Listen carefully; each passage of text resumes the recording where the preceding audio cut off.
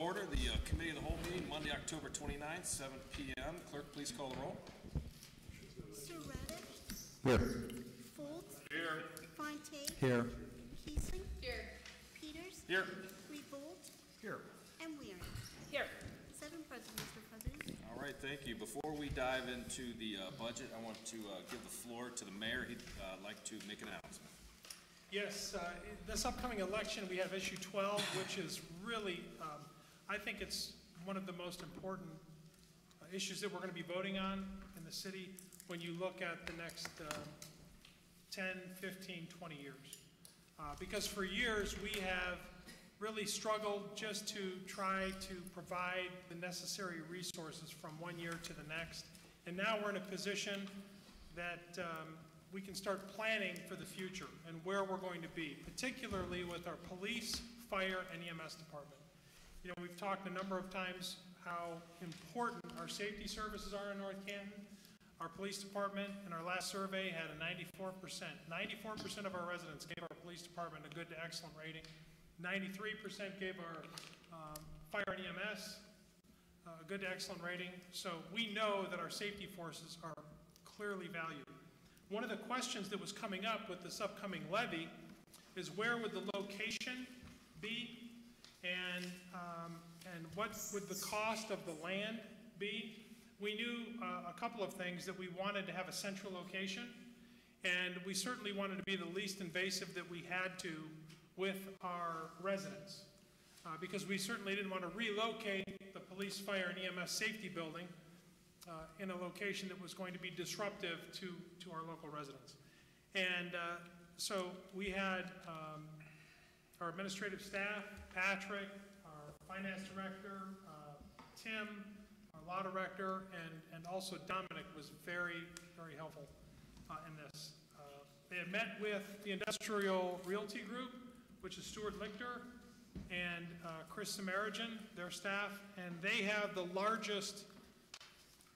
single largest commercial property owners in North Canton, particularly in the central area of the city. And they decided that they would donate 3.1 acres to the city of North Canton for the safety building. And so, very, very exciting. And what's most impressive about this is the location. So it's really going to be just adjacent to the existing fire department, right on Main Street. And there was also it was a very creative approach. So we're going to have access on Main Street, which is going to be a 30-foot lane that goes from Main Street, which is where the Panera sign was at.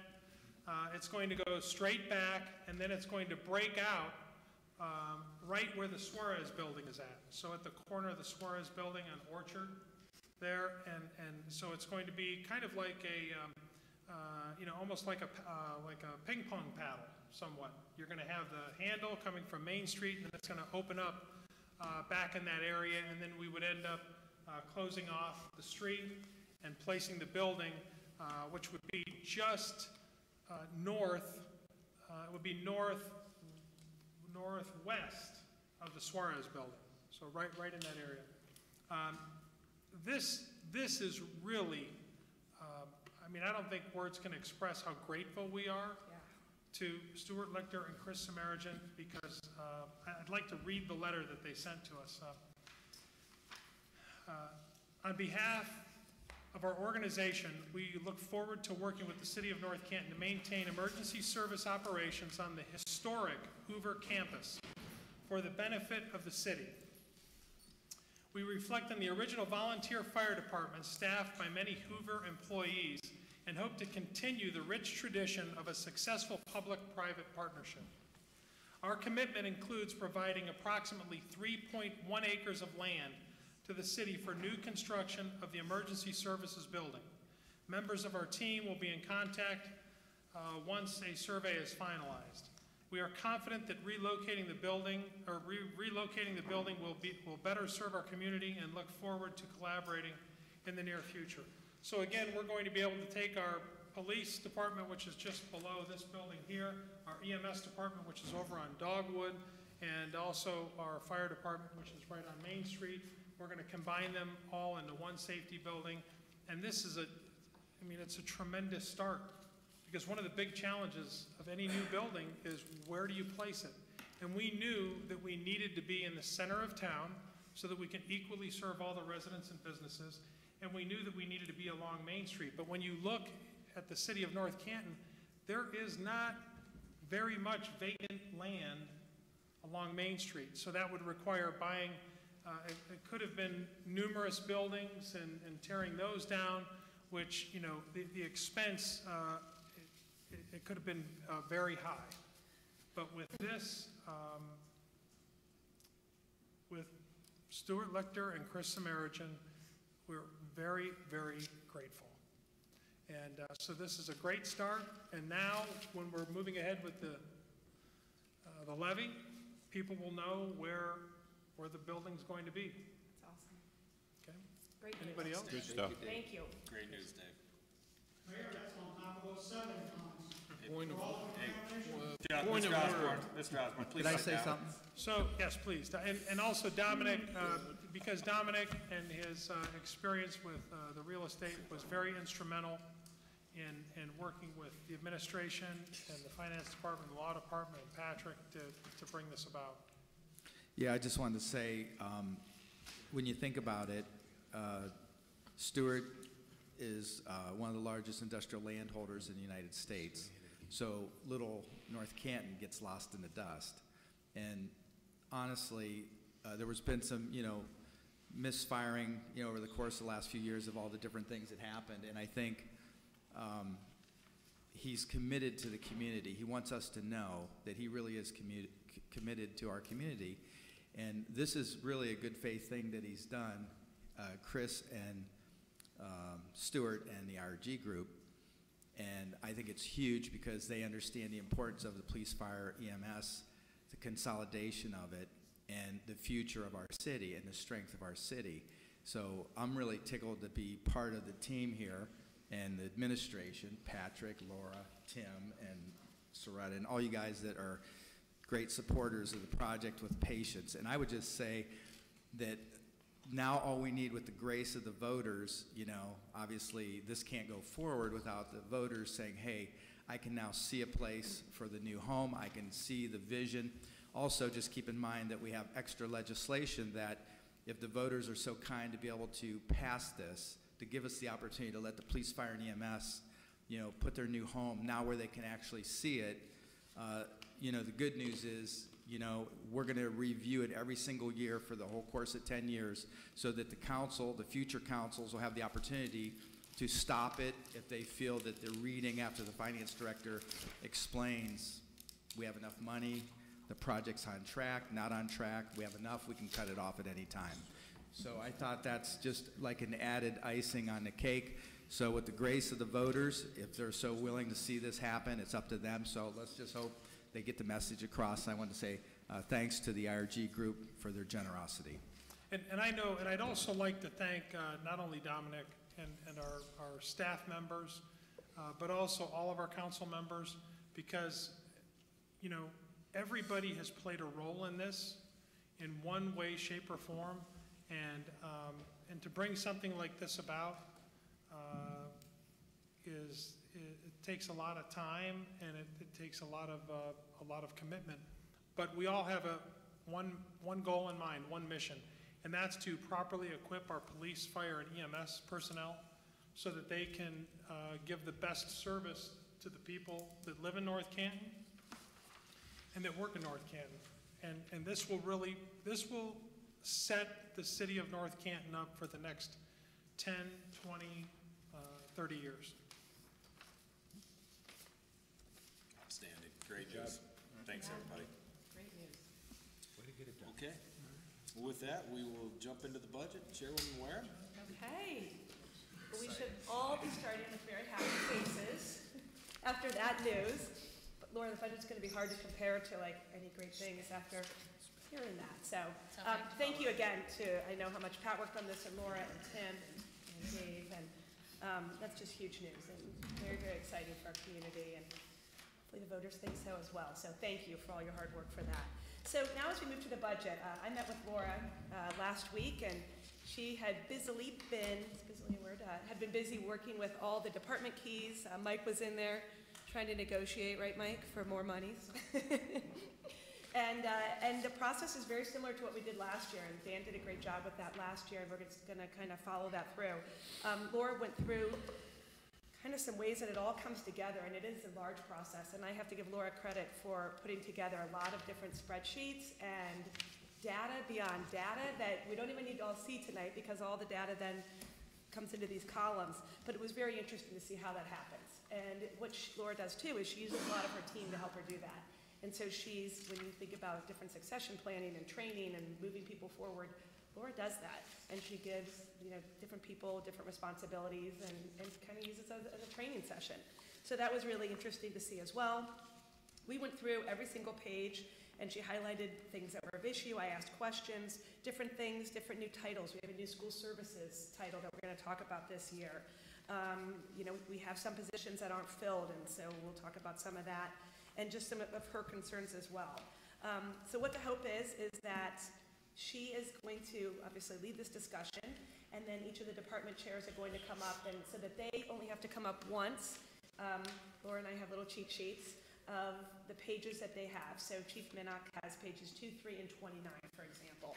And then he'll have we'll be able to ask him any questions, and then his part will be done. And they are more than welcome to leave, or you can stay throughout the whole presentation, whatever you want. We were just trying to make it as easy as we can for them, and then for us to follow as well.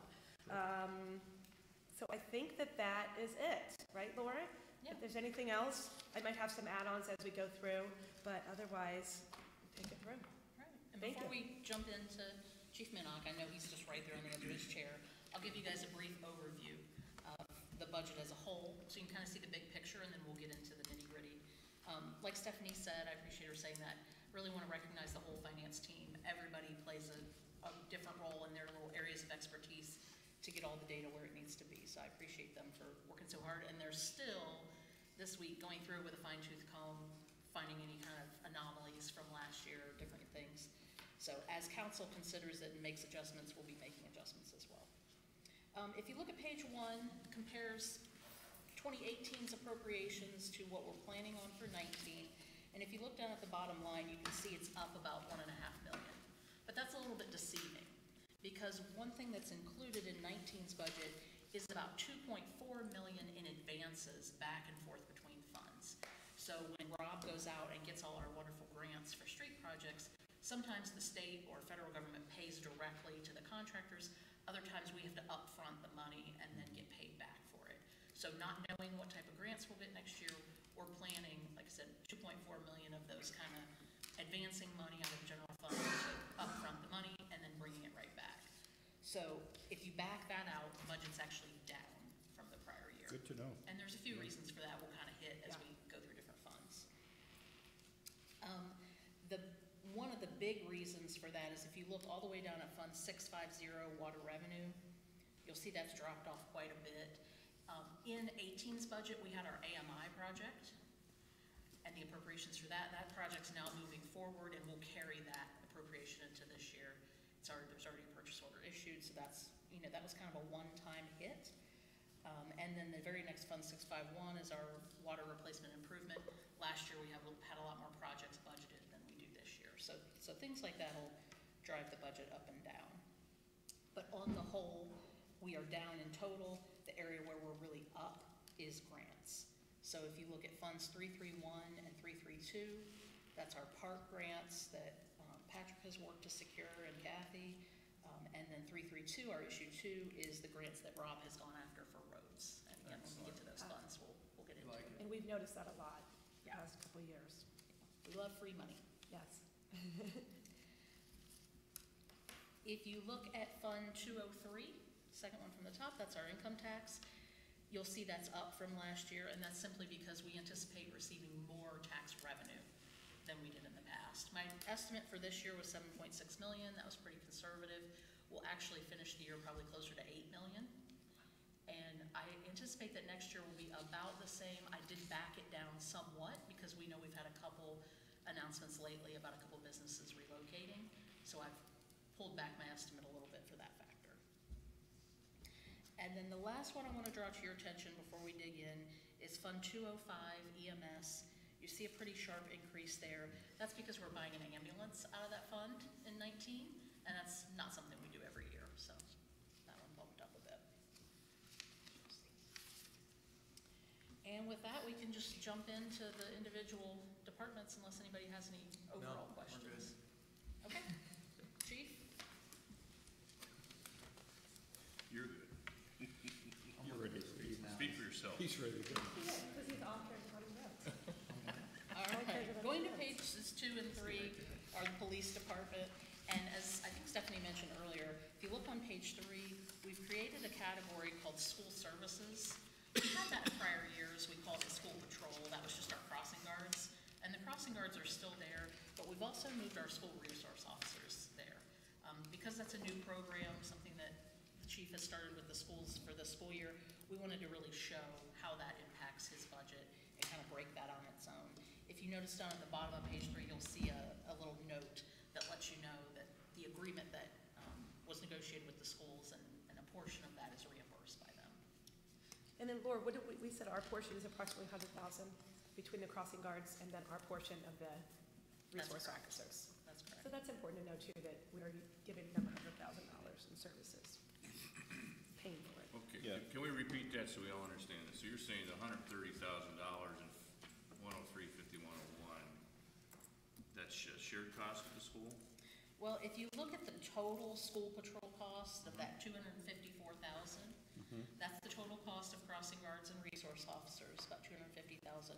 The school is gonna reimburse us about 150,000 of that. Okay. They do about 70,000 per officer, plus any overtime incurred, and we have a little bit of that in there. So we're showing the full budget Yes. amounts here, no? We are. Okay, very good, thank you. Yeah, and then on the revenue side, we'll get some of that back. And we started billing them in Last month, October for September, so that is going on now. So I'm sorry, go ahead. No, please, I've got 3 questions. Well, I was just saying, so we're looking at supporting them with, what did you say, about 140,000 then? 100,000. About 100,000. Okay, and then when you look at, all right, when you look at some of the crosswalks and things that we put in, Right. people start talking about coming up here at times and say, we don't support our schools. We support our schools in many ways. Let's make them just a note of that too, on record. Yeah. Okay, Joe, sorry. Chief, I apologize, I don't know what some of these things are. Campbell and Associates Service Agreement, who are they? A lot of these amounts there for different leases and maintenance agreements that we have for whether it's computer software, some of the hardware in the dispatch center. I believe Campbell is the recorder that records all the phone and radio transmissions. And CMI Microsystems? That's the operating system we use for the computer-aided dispatch and all our records and reporting that's done. And that's an annual recurrent cost? And how many officers do we have full-time right now? 24. So We're we're looking authorized at about $1,000 per officer per year for taser and camera maintenance. Yes, those are those assurance plans. Okay, Each of those units is a 5-year lifespan, and as long as we pay that at the end, you receive a new unit. And if anything goes wrong with them, they just oh, replace that's fine. it. People just say go out and buy a camera, but the reality is, when we look at this, this is about $1,000 an officer per year. Yeah. And that's storage of all the video and everything. Sure. There's a lot of Okay. costs associated with that.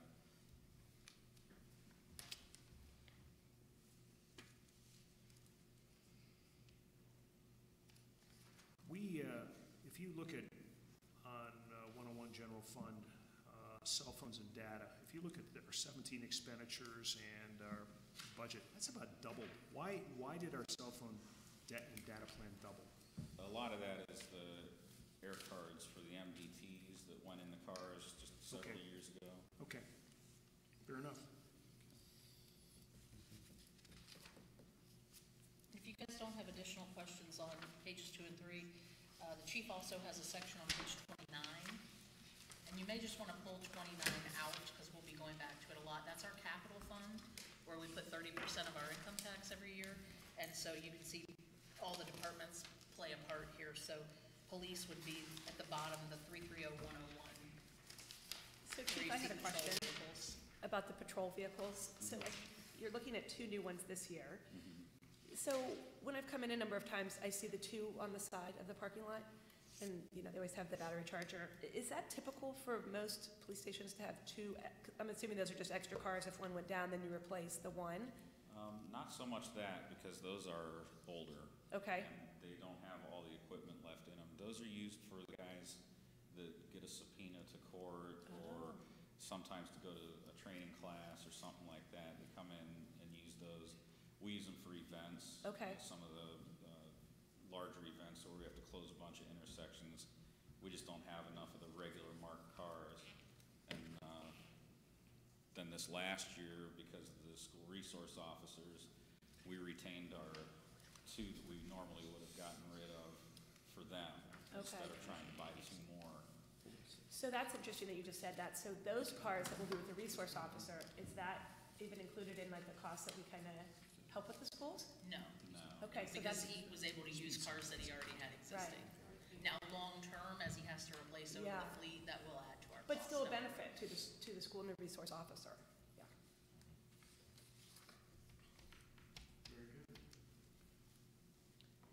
So the body armor, just one other question, is that one set, like, how does that work? Same thing, those have a usable lifespan. Okay. I believe it is about 5 years, and they're bought in different groups as people were hired in and things like that. So that is just a certain number that are expiring this year. that we Okay, have to do you think replace. that's like 6 of them, or is that I like believe 17,000? it's a dozen or so. A dozen, okay. They usually run $700 or $800 a piece. Okay.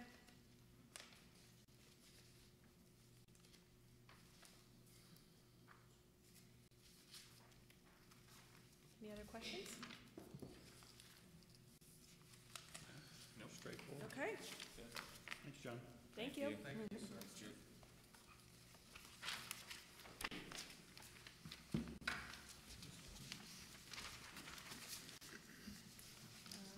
Brian's next. Laura has to do public health. Yeah, page 4 is health, public health. That's just the amount that we pay to the county health department every year to participate with them. They are our health department, so rather than running our own, that's the fee we pay to them, and it's stayed fairly consistent over the past few And years. that's just a percentage based, every fee, everybody's different based on their amount? Every city pays in that participates with them. Okay. See, Brian, I told you you were close at the beginning. Mr. Hill? Any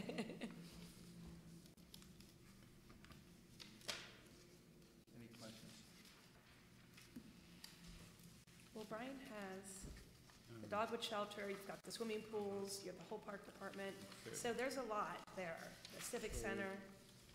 No, it looks like Dogwood Shelter, the costs are down. I know we've made some great improvements in the past, so I'm very pleased that we have a beautiful resource like that available to the public.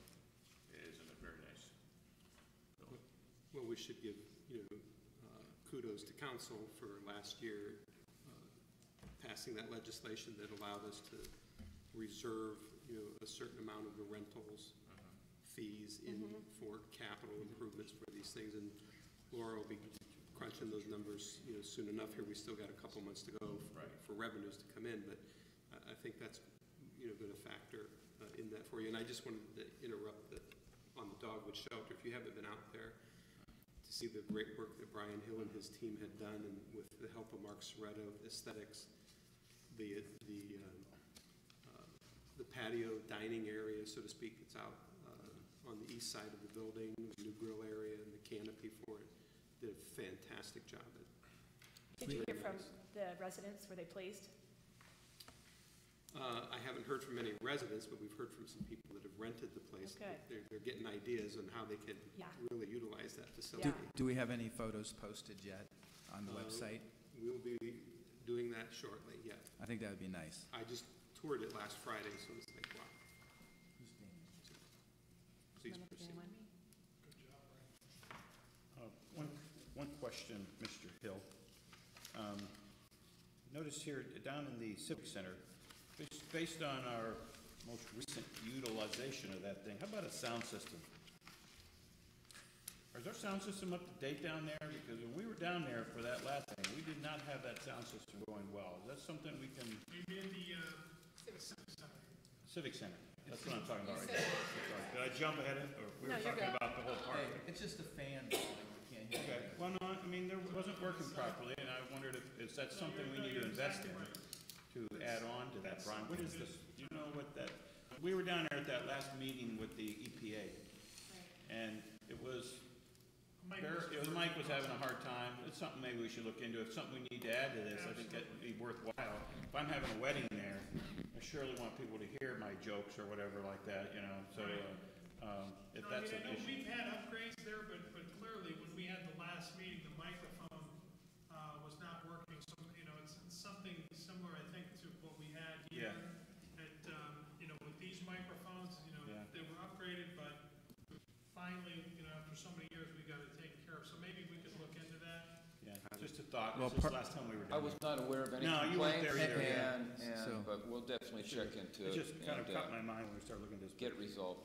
They didn't use the microphone. They need to hold the microphone. yeah.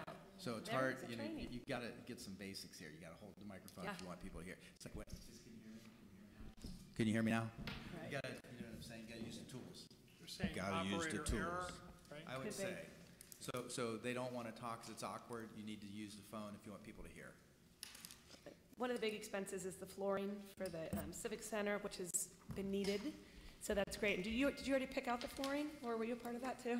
No, we haven't picked that out Okay. yet, but the need for it is that when the carpet in there gets wet, Yeah. it lays off a particular odor that is overwhelming. Unappealing, yeah. And so we thought that it would also help with the rentability of it, particularly with weddings, which is predominantly what's used there. Yeah. If the type of flooring we are looking at was utilized, it would allow them to arrange the floor plan in any number of ways, whereas now they're fairly limited in how they can arrange the floor plan because the dance floor Right. is pretty much at the front of the building there. So, So you're looking at going to a hard surface. Yeah. Yeah. Over what, the whole meeting room? It's not a bad idea. Well, just wish you wouldn't have spent the money in the carpet a couple of years ago. How long ago was that? Yeah, About 3 years ago. but if it's smelly and it's not working out, we surely don't want to keep it because we put money into it a couple of years. To fix it? One thing, if we could jump back for just 1 second, back to page 6, to the pool. I just wanted to make a note that we met with the Y several weeks ago and reviewed pool operations for this past year. It was very successful. We recovered more revenue than we have in past years. We got great. about $66,000 was our share of the Y revenue, and coincidentally, the operating budget for next year is about $66,000. That's great. We're really starting to see some return on that. Yeah. Love it when partnerships work. On that page, just historically, the gas service expenditure tripled. What happened? How did it triple? Are we just providing warmer water, swimming water, or? We're getting enough to heat the day it opens. Okay. Which So what you're really telling me is about $14,000-$15,000 is probably the norm rather than 6. yeah, 6 would be at a time when not all the boilers were even working and that you Okay. couldn't get them to the right temperature, and we were Yeah. fielding numerous complaints and decreased utilization because the pool wasn't the right temperature. It's cold. I get Yeah. it. In addition, 16 was the year we opened late. Yes, So they okay. weren't even fired up until. Have we ever explored the feasibility of supplemental solar to heat it? Is They're it? really hard. We looked at that for Monticello, Okay. and the work that's involved with the mat that has to go on front, and then there's, like the sides, they have these solar systems, and then the kids can't jump in on it, and so it's really You answered difficult. my question. And just to Monticello, they spend about $3,000 a month, and you know our size of our pool in heat alone, so I really didn't think that was even that bad. And our people, oh no, I know, I'm just saying our people like it warm too. Okay, any other Yeah. questions? Brian, one thing, this is a good opportunity for us to thank you too. I mean, over last year, the aesthetics of our park, we are so proud of our parks. Just the little detailed stuff of our signs that you've come up with And some of this stuff with Christmas and everything, you've done a terrific job, so continue Yeah. to do that. Thank you very much for making us look good. Yeah, I agree. I've said it before when I'd call him on different parks this year. I mean, he always calls me back immediately. We play phone tag a decent amount, but we both keep trying. He listens to the ideas. He tries to make it happen. I think he even goes to bat with Patrick for us, and we really appreciate it. Very responsive. Yes, very Bringing much that up changed. on Has great ideas himself, and so thank you. For a question about the scoreboard, do we need any money put anywhere for that? I know we went over it earlier. I'm sorry, what? The scoreboard at Price Park, Yes, that was all taken care of. so it's all handled, we don't have. It's to all update? handled. Yep. Okay, thank you. We can get the rest of Brian's Oh, yeah. pages out of the way. We can go to page 17, City Hall maintenance. Brian, you have the most pages, just so you know. Special. He wears many hats. 17. Yes, sir. So basically the LED lighting. We like LED. Maintenance of facilities, 5231 on page 17. Just, it's up, what, 9,000? So just a question about that. Yeah, maintenance of facilities. Maintenance of facilities? Yeah, it's up 9,000 from last year, just a general discussion point about that. Almost double in the last 2 years. I have that written down too. Well, we have aging equipment. We've replaced a chiller or two, and we are currently, we still missing that component on the heat?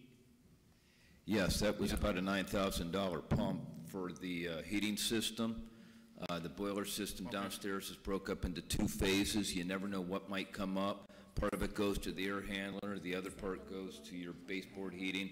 It let go, so to cover costs like that, the chiller, the elevator, miscellaneous things that come up. Okay. Good. And towards that, I met with a representative from Johnson Controls today to talk about, doing we'll call it an audit of all of our buildings in relation to everything that goes on with those buildings, energy-wise, mechanically, to help us get a better understanding of what our needs are. And typically, they're able to illustrate, and they also guarantee, they put their money where their mouth is, that if you engage them in a particular type of service to, whether it's, energy efficiency, they'll show you what you're going to save, and they'll guarantee that number. And you can often work it to be budget neutral. So for instance, the example they gave to me today was the county sheriff's office is in need of about, $7 million worth of upgrades to various things to make them more, energy efficient, newer equipment. But they can't afford all that. The county can't afford all that.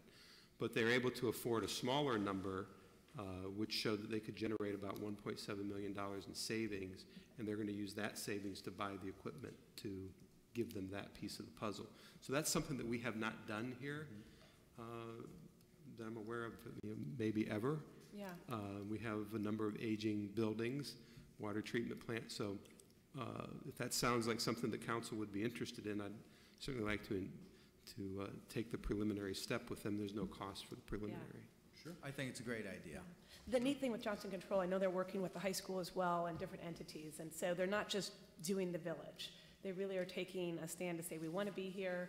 They'd like to even maybe use Canton and Stark County as a smart city kind of template, and maybe start with little steps to say how we can kind of move forward. So that would be great. Yeah, We can move forward on that. Thank you. If there's no other questions there, we can go to page 29.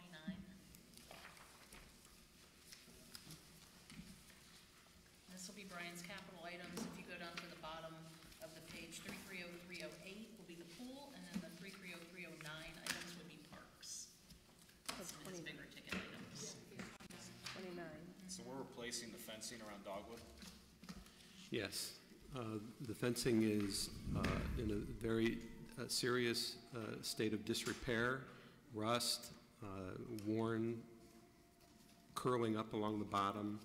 The barbed wire prison look isn't really. You mean, this is along 7th Street then, around the ball fields, not the pool, or we talking? I'm talking about the pool. We're talking about the pool. Around the right whole now? pool? Yeah. What kind of fence you want to put up? It's a black vinyl fencing. Oh, nice. They'll use the same post and paint them, and we decided not to go with the barbed wire. So it's going to be a 7-foot fence, 6-foot fence? It'll be a 7-foot fence. Cool. Will it be able to be private, or is it open like the It'll be open. chain link? Yep. Concept? Thank you. Brian, will that be able to be movable as we look to the future with any sort of updates we do to the front entrance? Will it be movable if we have to adjust that? Yeah. Yeah, there's very little of it that runs along the front. If you're looking at upgrading the concession bathhouse operations, it's mostly down the sides and the back.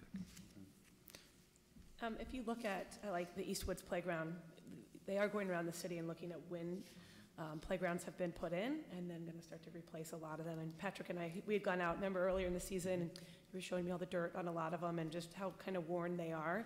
And there's just so many neat things you can do with playgrounds these days, and I know our residents love and use them. There isn't really any park you go by that we're not having usage at. So that was great. And then you saw the pickleball court was in there as well, and then finishing up the Price Park.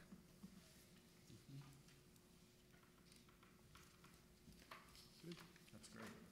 Good stuff. Laura, you had made a comment too about the city, and if you could just remind me about being able to put 30% back into capital. You said how that was just so unique and We do.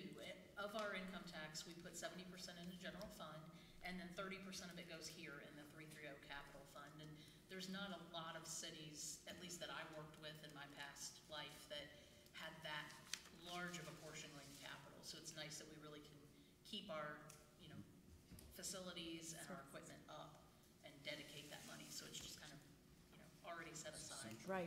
Because so many of those things are why people are moving here, and we need to remember that. It's essential. You Right. have to, if you're gonna have income tax in a small city like us.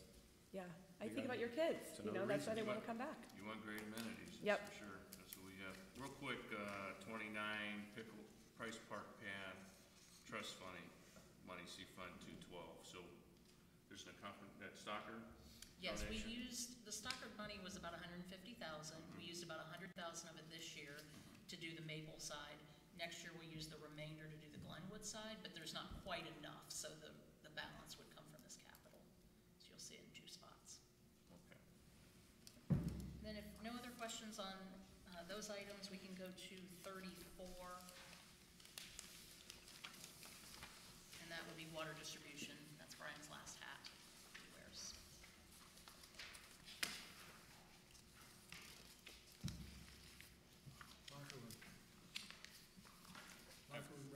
Locker room renovations. Yes, Senator Service Center, it was built back in '72, and there hasn't been any renovation done to that particular part of the shop for all the employees down there. It needs a facelift after 40-some years. It's still got the same petitions and tile and toilets. So we wanted to make it a little bit nicer for them. What, 5,500, or 767, 5,500, 1/3 of Cabelco Excavator, are we trying to split that cost up amongst? We are. That's a piece of equipment that would be used by water distribution, sewer, and streets. So you'll see 1/3 of the cost of that excavator in all three places. Now, we have 2 or 3 backhoes, and we have the big, I'm not even sure what it's called. What is that called? The big one we have. It's got the plow and. That's the loader? Yes. Yeah, we have the loader that, and Mike can, you can question him more on this piece of equipment. A track hoe is not something that you drive on the road. We have the convenience of backhoes with street, water, and park department to be able to drive them to water main breaks, drive them to catch basin repairs. This track hoe would be a trailered piece of equipment, a little bit larger than the one we have. The one that was purchased back in '07 was a little too light duty. We run into jobs in the water department where they could use it. It'd be more feasible in projects that they do in the park department. Mike is looking at it as far as the street department to be able to operate better. in traffic conditions, I believe. Yeah, it's a machine that we would like to, if we're in Main Street or Apple Grove or any of our four-lane roads, that we can do a water main break or, catch basin, whatever the case may be, that can operate on one lane, which keeps traffic flow open. This particular machine, I do have a picture for those of you that maybe know what an excavator is, can do a full 360 spin to load into a truck. Like Brian said, it's a little bit larger machine that was purchased in those '07 due to the fact that one that we have is not able to dig the depths that we need out. And that's trailered as well, you said. We have a trailer down at the shop that we plan on using. Yeah. And we do run into some water repairs with the depth of the water line that limits us in the backhoe, that this will be able, where the crew can maintain it without contracting it out in our water system. Very good. Brian, are you going to trade in the 07? Excuse me? Are you going to trade in the 07 unit when you buy this? Or are you going to keep it? Yes. It's going as a trade? I believe. Yeah, we have it until it would be final by the dealership. They have offered us a trade-in, but until we have it finalized and we can, be able to purchase it, would be, how much they would be able to give to us. He wouldn't speculate that far out. The rough estimate is approximately 20 to 25,000 for the machine. Now, we don't exactly have it in range, that's verbal. So the cost of this machine is a total of 75,000, and then we would look at the total for trade-in to come off of that amount. Sounds good. It's a great piece of equipment, so I'm glad we're getting it. Especially tight spots and parks and different areas, you just trailer the unit to and utilize it for constructions. Yeah, cool. Good. Are we doing the same thing with the plows and the pickups as well? Are we trading in? That is correct. Right now, the two trucks I have for the water department, them are full-time employees that are using seasonal trucks that are two-wheel drive, that are over, I believe, 10.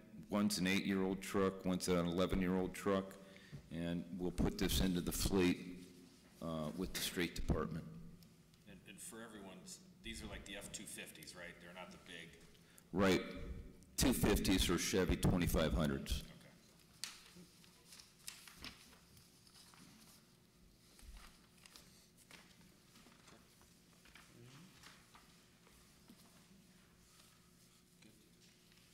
Good, okay, thank you, Brian. Thank you. Thank you, Brian. Thanks, Brian.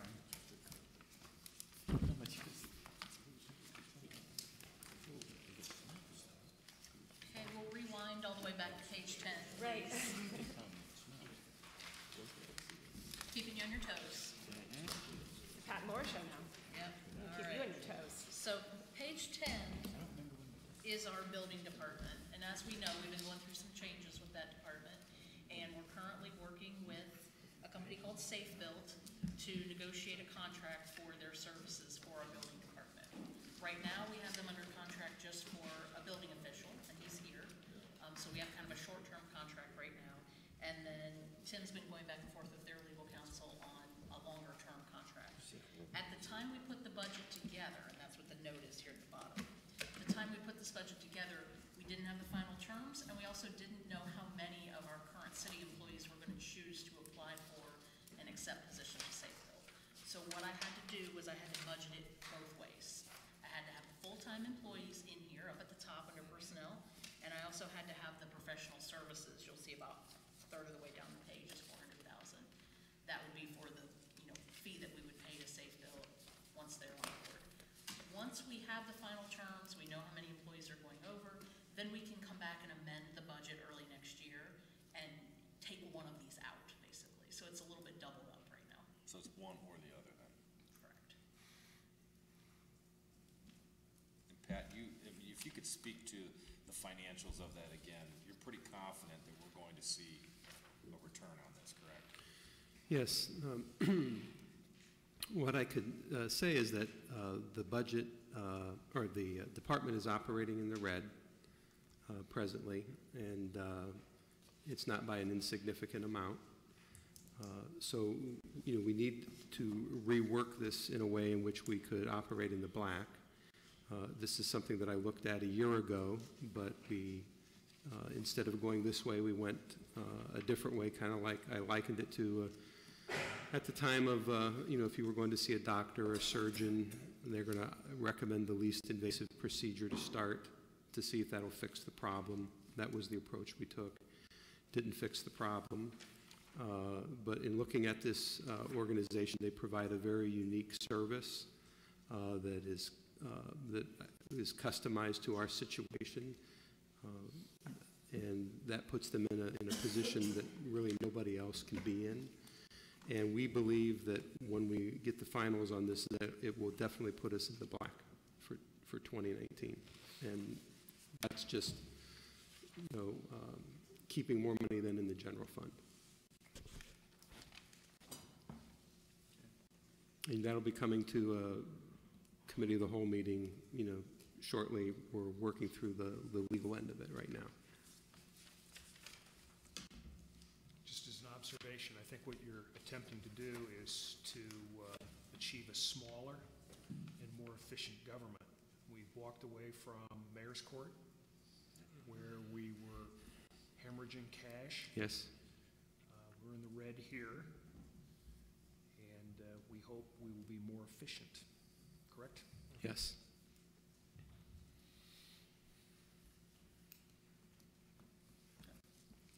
Okay, all right. Going on to 11, 12, and 13, this will be the administrator's pages. Oh boy, paybacks.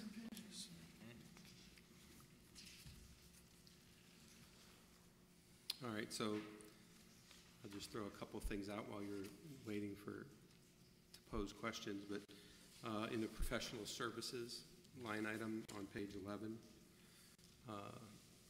see the amount that we've listed for the 2019 request. This is the work that we wanted to do regarding rewriting our codes, the overview that we wanted to have done, brought up to current standards, and we were going to hire an outside consultant to do that for us. We were generally pleased with their work in 2018 for us. So I wanted to budget something in there so that we have that available should council decide to seriously pursue that, which I think is needed. Some of the stuff that you seem kicked over, of late. You guys had a great meeting last week that I was tied up in another meeting I couldn't be at, but it talked about just, outside dining. There's 100 other things there that you could talk to members of the Planning Commission or just people in the community that'll tell you it just hasn't been looked at in such a long time that perhaps we ought to do that. So Well, Pat, that's part of it. Think about when we had that long discussion with the lights and the poles, and when it was made code, we didn't even have LED lights. I mean, it's just so many things that we just don't have expertise in that I think it'd be such money well spent. So I'm glad you put that in there.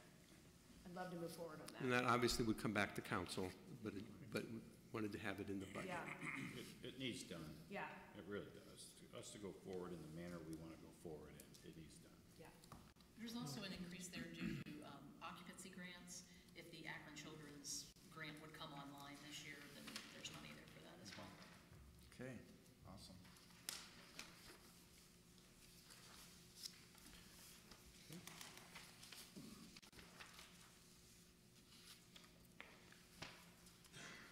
Any other questions on 11, 12, 13? Pat, anything you wanted to comment on?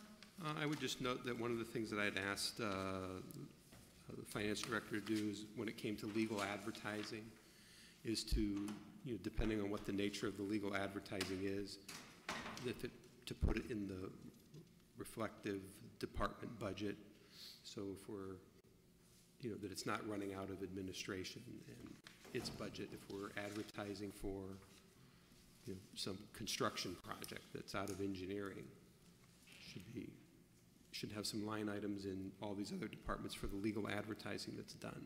I thought it gave more transparency to what that is and where it's coming from. Agreed.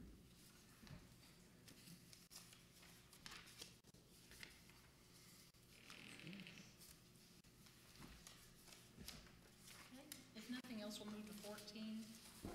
Well, I was gonna bring something up for the mayor's office, but he left just as I was doing that. Nick of Okay. time. Just No, take a shot. just kidding. Take a shot. Just came up and he left the room. All right. 14 is my Extra pair of department, shoes which is on. pretty consistent with last year. And then at the bottom is the IT department, where we pay for our outside IT consultant. That is up a little bit over last year, and that is due to some server backups that at the beginning of this year I wasn't aware that we were paying for additionally, and we just actually increased appropriations for the current year for that last week, so. Any other questions there? Anything I have? Page 15 is the law department, and unless Tim wants to go into a deep discussion on it, usually our process is I email him and say, hey, Tim, you need anything extra that you want to add? And he very nicely says, no, he doesn't. Are you gonna say that again, Tim? That's correct. You see in the 2018 budget, there's professional services. That's a little bit of a spike, and some of that is out of our control, where the State Employment Relations Board brings in arbitrators, mediators, conciliators, and we're required to split those fees, and oftentimes there's numerous meetings, and we're obligated to share those costs. And in some instances with our insurance company, we're obligated to accept representation of outside counsel if it so directs. And so we have a minimum that we're required to contribute with that. So we have that going on in 18 and expect it to proceed into 19, but outside of that, it's in line with the previous years. Thanks, Tim. Okay. Going over to 16, that's the council budget and the Civil Service Commission.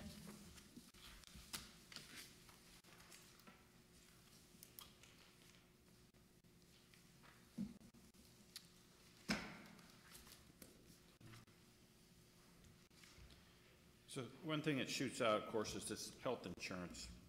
That's like You know, I got some 4 questions. times. I got some questions about that over the weekend as Yeah. well. There's 2 things going on there. One thing is, we usually forecast, what we're trying to do now is forecast the most conservative method we can. So even though we may know a certain person has single insurance, we're trying to forecast people for family, just to cover our bases. Okay.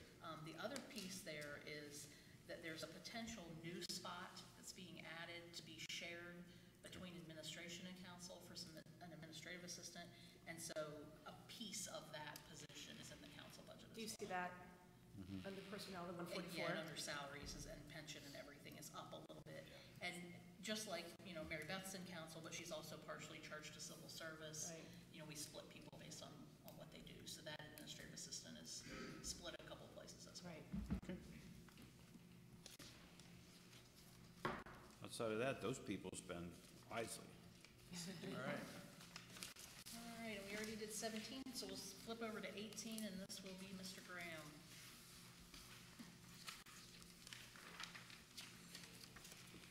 Actually, for 19, we're a little bit less salary. Personnel. Last year, we had budgeted for the design engineer, wasn't able to find one, so I wanted to maybe something different this year.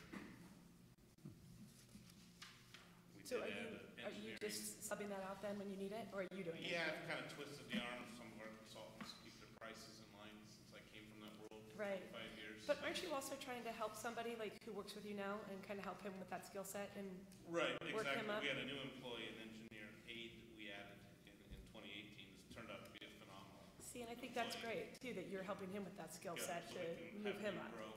He's doing a great job. with us. Yeah. Down 16%, outstanding, Rob. Well done. Laura said, Laura, was this when we were talking about how Rob has all these projects, and previously there maybe were a lot of projects and the budget would be there, but you wouldn't have it all spent. And with Rob, we've had to adjust a little bit because we're getting a lot done. And so the budget is really being spent. So it's really a good thing. I have to know that if Rob tells me he It's needs really X happening. dollars, I better have X And dollars. I think we all know that. When we talk to Rob, it's the same responsiveness we get, and that projects are happening, and the residents are really pleased, and he'll go out and meet with people, and all the different grants. So again, thank you. My wife taught me that. When she goes to Kohl's and spends $350 with all her Kohl's cash, she could have been $600. So. I'm good at that too, yeah. I use it as well. Well said. That's good. I'll remember to bring that Kohl's cash. All right, any other questions? Yeah, I got a 30% coupon. Well, speaking of big projects, we can go over to page 30.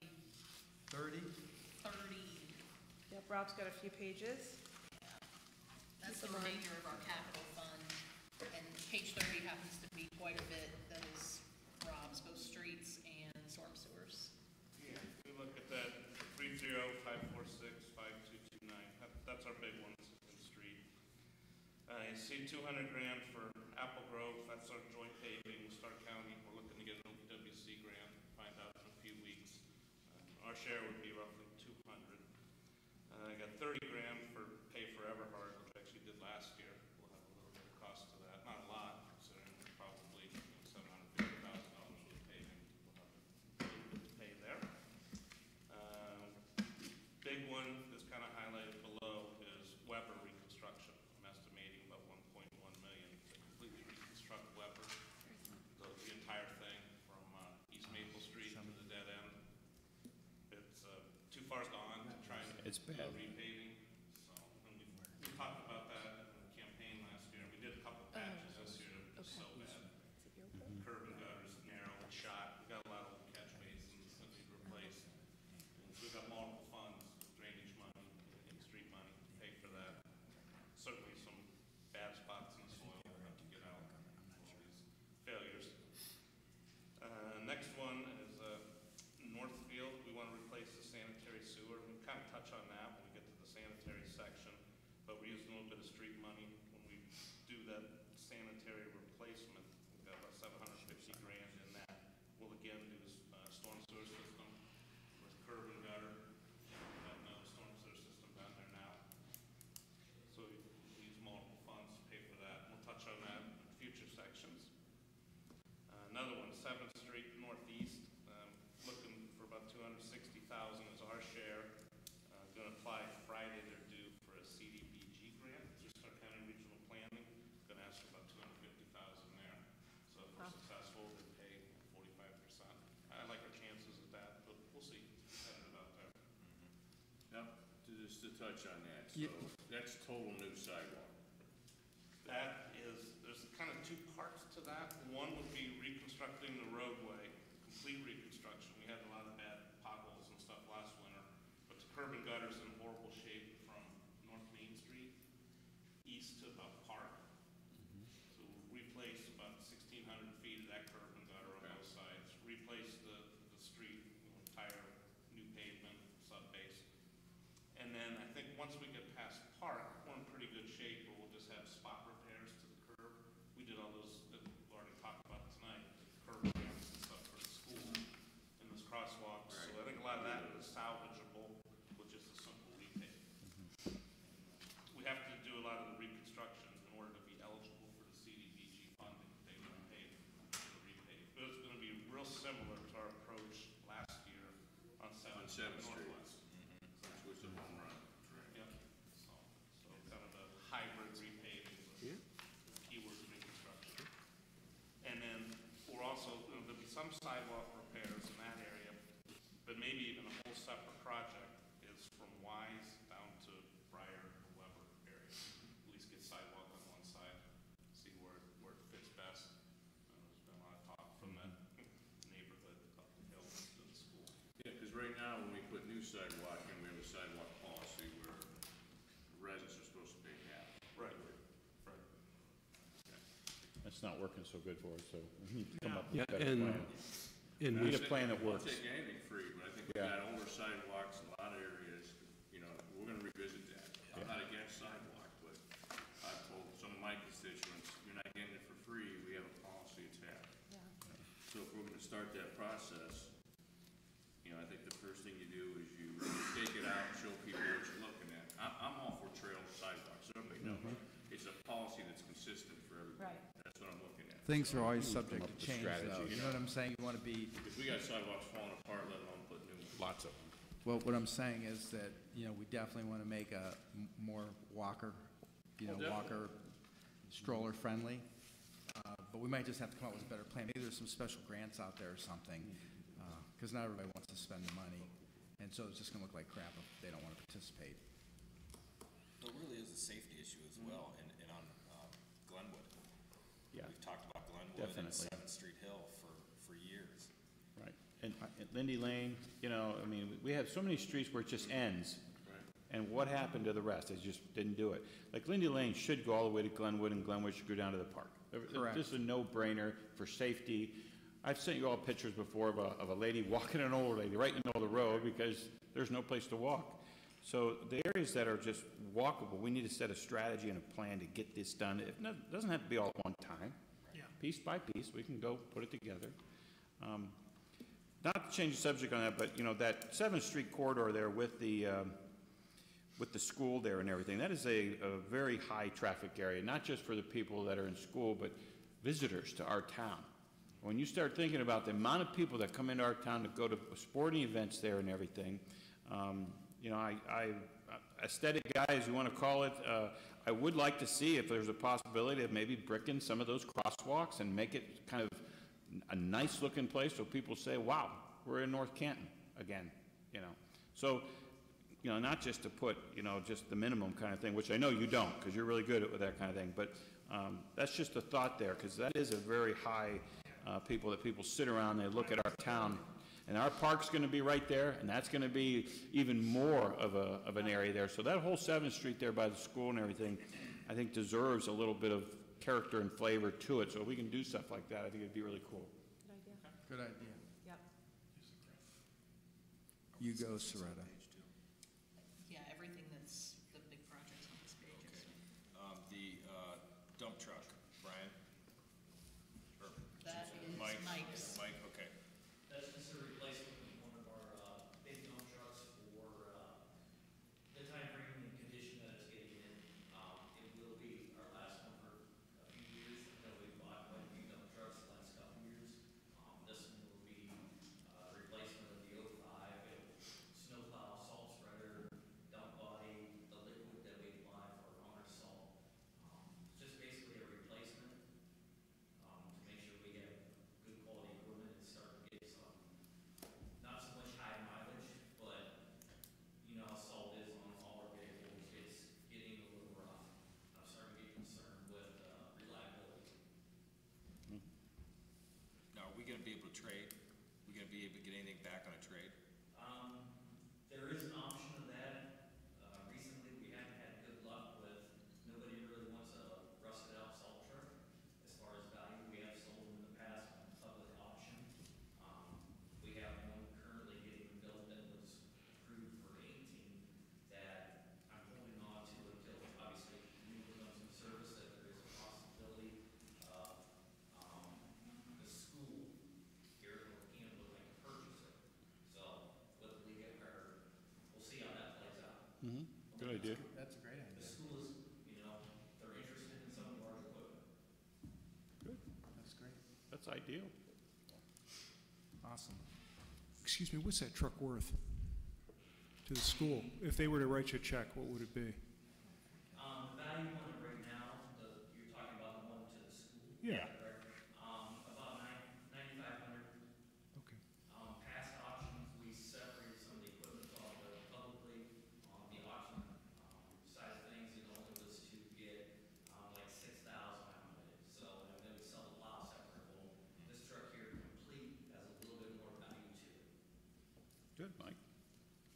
And Mike, Tim and I just talked today about a purchase agreement drafting for the school, so we're working on that. Okay.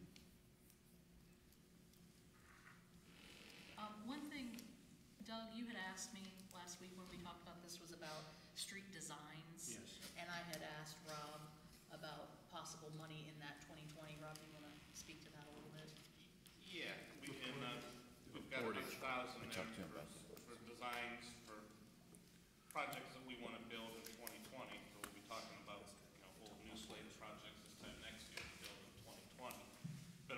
some of that is revisiting, you know, the Portage corridor.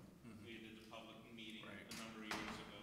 You know, we had 3 alternatives, one's roundabout, we had other ones. We can revisit, start to take a look at the decorative aspects and get some costs and start getting plans together. It's always easier to get a grant when you have plans on the drawer already in this point. It's been a few years, was ambitious with the roundabout, but, and here again, you know, I'm for sidewalks, but if you look at the sidewalks down there, some of them are a nightmare. And, you know, Because of the trees, a lot of them. trees, it just, the whole road needs redone and, you know, streetscaping, so, let's get that on for early next year, just to revisit the, you know, you were the original designer on some of that, obviously, so I think we got a pretty good idea of what direction we can go, which is great. And then, the road's falling apart now in certain aspects, so we gotta maybe do some patchwork, but we definitely wanna get on the design table, so like you said, if somebody, other community doesn't use their money, we can come in with our already existing plan. And basically, it's our gateway in. We've talked about it numerous times. I think there's support all through council here. It's our gateway in. The east side from 77 really is, and it's a historic area with a lot of old homes, beautiful homes that hopefully we get the road done. They can purchase the homes, and there is some work going on down there now as far as renovation. I'm quite happy with. So we're starting to turn the corner, but I think we deserve a streetscape in that area. So thank you for Even in phases. Right. Even in phases. Doesn't have to be Right. Main Street to you know, Pittsburgh or whatever, to the city limits. If we can get some of the corridor done, let's get started. Every year or so, just keep adding it on. Right. Yeah, we do have paving monies. Federal will pay for 80% of our paving in fiscal 2021, which is after July 1st of 20. So, and that'll, you know, we'll get some other grants, municipal funds or OPWC to pay our 20%. Yeah, But see, kind of like Everhart. Right. maybe we can phase into it. I know we're not gonna tear out the overhead power lines or even put them underground, it's too expensive. If we can kind of look at some streetscaping. Well, you've been on a Mahoney Road project, right? Yeah. And that's been a long project and a lot of money. Have you been out there? I'm sure, Rob, you've been out It's there. been a while, but yeah. It's drastic, though, the difference when you go from Yeah. what is done up by Freshmark and the banks that have come in and the businesses to what it is. And honestly, that back part looks better than our Portage strip right there. It does. And they have a lot of green space, they have park benches, the lighting is different, and it's transformative. And so I think you're right, I think it needs to have that. So maybe there are some more monies. Even Mercy now coming down 12 Serpentine, Yeah. you know, Huge. that's a gateway in from Huge. 77. I would say all of our entranceways need attention, so we Yeah. just have to prioritize it. Yeah. Can you hear me? Yeah. I'm glad you agree, Tom. I agree with a lot of your things. Okay. Thanks, Rob. Yep, Thank- Rob, we'll thank Make you it so a much. priority. Wait, Rob has a couple more pages. He does, and I was gonna say it's a good segue. All of those projects where you see city share, that means there's a grant portion as well. So if you go over to page 31, that's gonna be our grant page. Oh, okay. Up at the top of 31 is our park, both grants and donations. That's the total pledge to date is that 1.392 million for And the Dogwood Park project. That's Pat and Laura. I mean, we really need to remember that when different projects came, they thought to ask for that. So, you know, again, thank you for both of that, because Yeah. that's huge. And I don't think without that money, I mean, if you hadn't started the seed money, I don't think the Hoover Foundation would have kicked in. And that's what's so important is getting that initial dollars, say this is truly happening, just like Rob said with the plans, and then you see the other dollars start to come in. You want to be part of those projects. So, thank you. The middle of that page is our grant dollars related to those street projects that Rob just talked about, Apple Grove, East Hill, and 7th Street. And then at the bottom of that page is our firearms range fund that you guys have built up over the past 5 years. Because we have that money put aside, the range may be a part of the new facility. So we could use this money next year to get that project kicked off. If voters approve the levy, and until we go out to issue bonds for the bulk of the project, we could use this as our seed money to get designs done, That or would be site great. prep, or different things. So that's why we put it back in the budget again. Would we have to do, if that does come to fruition, would we have to do some remediation down here? That could be Possibly. part of this money as Okay. well. Yeah. And I think we'll have to look at as that project moves forward, does it make sense to have it as part of the new construction? Is it more cost effective to upgrade obviously now knowing the location, they wouldn't be very far away from it. And it depends on what you want to do with the space downstairs. Right. And we've got a couple options. Good. Opens up a little more of a Good, menu. good, good. A couple more pages for Rob would be 36 and 38, and that'd be the water and sewer projects. On the 36. page 36, on the far right, 651-767-5502. We spent, what, closer to $3 million last year, Laura? So I had a nice wish list, thinking that's what I'd have this year. Laura said no. Not so fast. Said you spent it all last year. But we did a lot with the Old Dove Village Yeah. replacements, Whipple, Everhard, Dressler, so not a high profile. And not easy projects. We got done. This year, we've got 850 set aside for Glenwood. That's down from Whipple to about Lindy Lane area. We had the break last year that affected Altman North. I mean, that's a huge customer, a lot of doctor's appointments that, you know, just when they're out, that's serious. And then when Akron Children's goes in there, of course, you've got the old North Canton Medical Center back there. It's an old gray cast line that has seen its better days. We need to do something with that. So we'll get that in. And also, we want to work with them for some sort of redundancy off of Whipple. We've got a line north-south on Whipple, and each of their 3 buildings are just fed off a single line off Glenwood. So we need to take a look at that, work with them, and maybe do some internal looping and whatnot. So if there is a break on Whipple, they're fed off Glenwood, or vice versa. So there's no redundancy down there now? Pardon me? There's no redundancy down there now? No. So if we had, fire suppression could be at risk then if we had a break, right? If a fire was or timing was awful, yeah, it could be a real problem if we had a break and a fire at one of those facilities. Yeah, let's definitely get it done. Have to run a hose from Glenwood.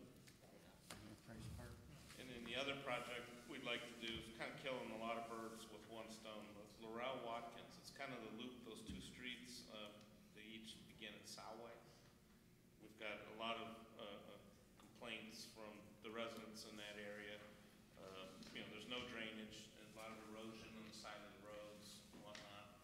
And this way we can curb and gutter and storm sewer, and also get rid of a 1970, 65 era cast iron water line. Water money to help fund that project as well. Right. To reconstruct the streets, so another way that's not just paving, doing a lot of work. Rob, are we gonna, Back when I was there. are we gonna partner, a portion of that's Plain Township, right? On this one, it's all in No. the city. There are streets in that area that are close to Plain, but. That's how you gotta go down to Linda, you gotta go down to Linda and Chandler and Thunderbird to get to Plain Township. Okay, Right at Laurel, basically, it ends on Linda. I got you. And so, That's right. And then the 2 projects on the bottom left in that box that say they're not in the budget, that's the other 2 that Rob brought me on his wish list, Pittsburgh and 9th Street. If revenues are up next year, or these projects come in, the bids are significantly under his estimate, then we might be able to put some money back into those projects. If not, we'll, keep them for the 2020 list. I want to make you aware that those are the things on the horizon for the water And system. they're each actually being designed as we speak, so we'll have plans ready that if we can free up some money. I know Brian would really like to see the Pittsburgh Avenue one from Rob. Portage up to almost Apple Grove. Rob, on the water lines, do we have a real tight schedule on what needs updated so that we don't have big surprises in the middle of winter? I mean, Yeah, we're are we actually- aggressively attacking it? Yeah, we're actually, for the EPA, we need to put together basically a 5-year plan, and that's part of their asset management program. And that's something we're working on. And it's really gonna, the big part of that is just looking where we have the old 50-year-old cast iron that's seen its better days, and try and get that out of the ground, and get new ductile iron pipe in. Thank you. So yeah, we're working with Brian and his staff to target those problem areas and get them fixed, as money's allowed. I have one more question on 38. The drying pad design, and then I see over to the left, Canton drying pad disposal. Yep, those are related. The drying pad is, right now, like our sanitary sewer back truck that Mike has, the things, could be sucking out, cleaning sanitary sewer. We've got to dispose of that waste, and, it's a lot of liquid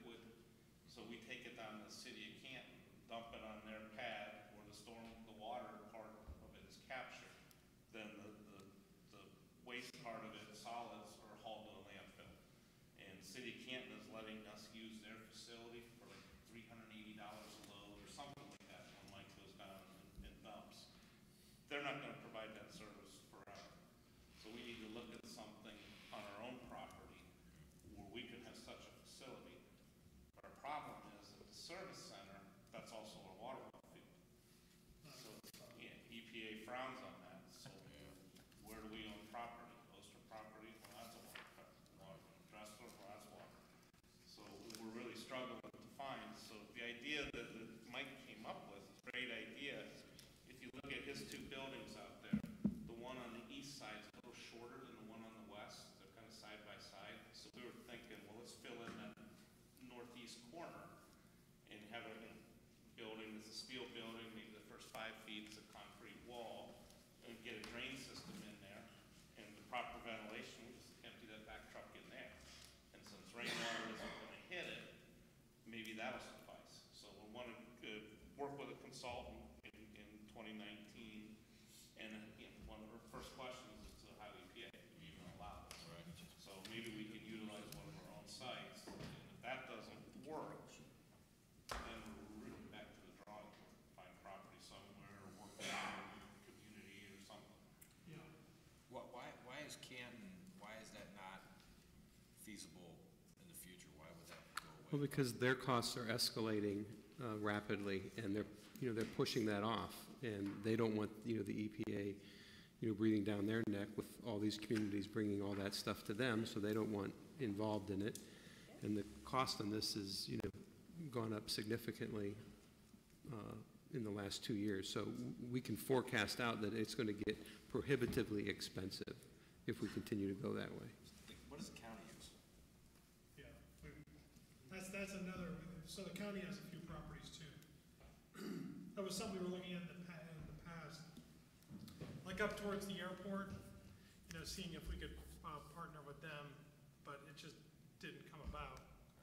And so, a lot of it depends on who the personnel is at that particular time, from the other departments. But it's really just having one that's gonna be suitable, because what you're looking at is raw sewage, solids, so it's not the most pleasant. Is there like a septic company or somebody that would take it on, or is there like a farmer or recycler? Just a thought. Yeah. Like, what does the septic company do with all theirs? Yeah, some of them, they have a similar, some can have a similar setup where they, they can have like a drying pad also. But it's just, I think probably the biggest thing is finding a suitable location, whether it's on our property, like you said, Rob, or with one of the other neighboring communities. We've been working with this for years. It's not kind of a spur of the moment. For a couple of years, we've been working on suitable plans for this. I don't know what we spend a year, but would it be suitable for us to go buy some land? Yeah, Go up that could be. north or something where it's out in nowhere land, buy it and use it as our, because it's not going away. It's always going to be there, right? Well, they'd have to have, it'd be property that has a sanitary sewer service, because these floor drains, after it goes through the grit traps and separators, would flow right into the sanitary sewer. Yeah. So hard to find up north. Piece out in Some kind of middle nowhere farmland area. with septic wouldn't do us any good. We drive. And the other thing is too, we want to have, we'd like to have it close, so that we're not traveling that far. So the idea is that they can make a quick trip where they are, cleaning out the sanitary sewer, and then they haul it over, and then, it separates the solids from the liquids.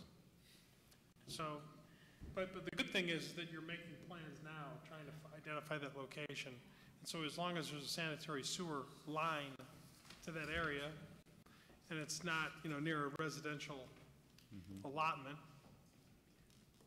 Well, the money's there, so let's not maybe talk about specifics at this point.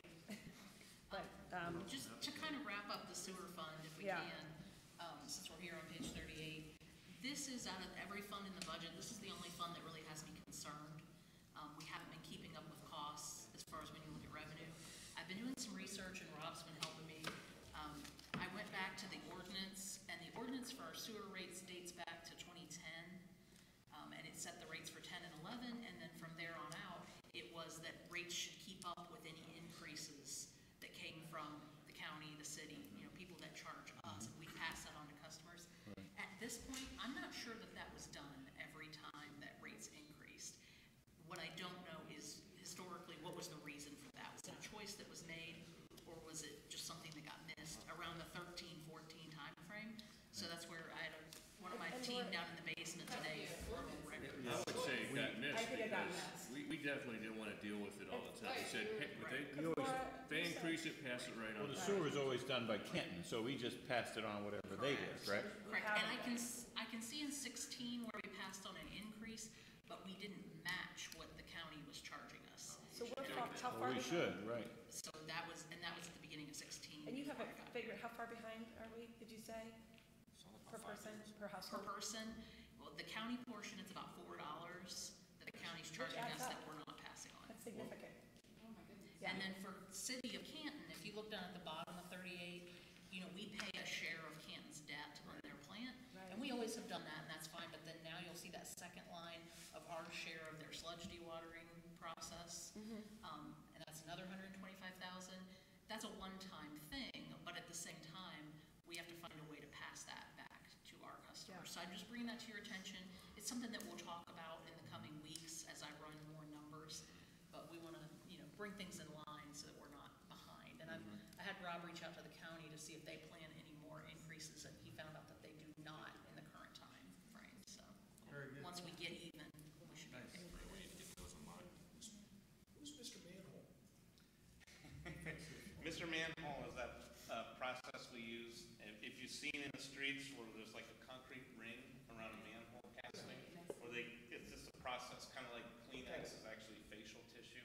Mr. Manhole was a process. Now everyone calls it Mr. Manhole. Where we kind of core drill out around the casting. And reset it. Yeah, reset it, and fill it with concrete, color the concrete.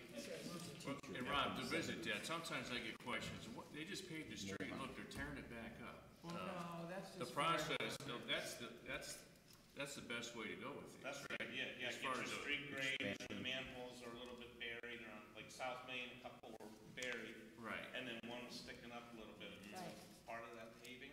Right. And then, then you come back out after it's done, all your finished grades, so that manhole should fit perfectly flush. And that's what I tell them, I Not said, hit by plows or anything. it's planned to do it this way. Yeah. You can't pave around it and then, No, that's. you have to pave over it, cut it out, put it in, That's the and it process. lasts longer, it's a better approach to everything. Yep, so if a manhole's low, you'll see the guys turn their rake when the paving crews are going, they call it a mouse hole, to just open a wee little piece. Right. Hopefully, we don't have a backup, we gotta get in there in a couple of weeks until the Mr. Manhole process is done. But yeah, that's optimal. Plus, driving on your road, you wanna make sure that you have a nice ride when you spend all this money on pavement and, infrastructure improvements with curb and gutter and Yeah, manholes. we're doing like 60 Mr. Manholes, part of this year's paving process, we're down, I think, 8 still have to be done. Right. We had 8 on South Main with that job, and some, lot on Everhard, so we probably did close to 80 this year. It's a nice process. Okay. All right, we're gonna rewind back to page 19. That's gonna finish off general fund. That's kind of our other general government, things like workers' comp, unemployment, professional services, things like that. You're also gonna see our transfers out of general fund about halfway down that page. And there's 1.2 million of those advances that I was talking about earlier. And you'll see those in the grant fund as well. And then our note payment down there at the bottom. Very good. If I could back up, since Rob was kind of taking the floor here. Yep. Rob, what are our plans North Main Street from Whole Road, north really to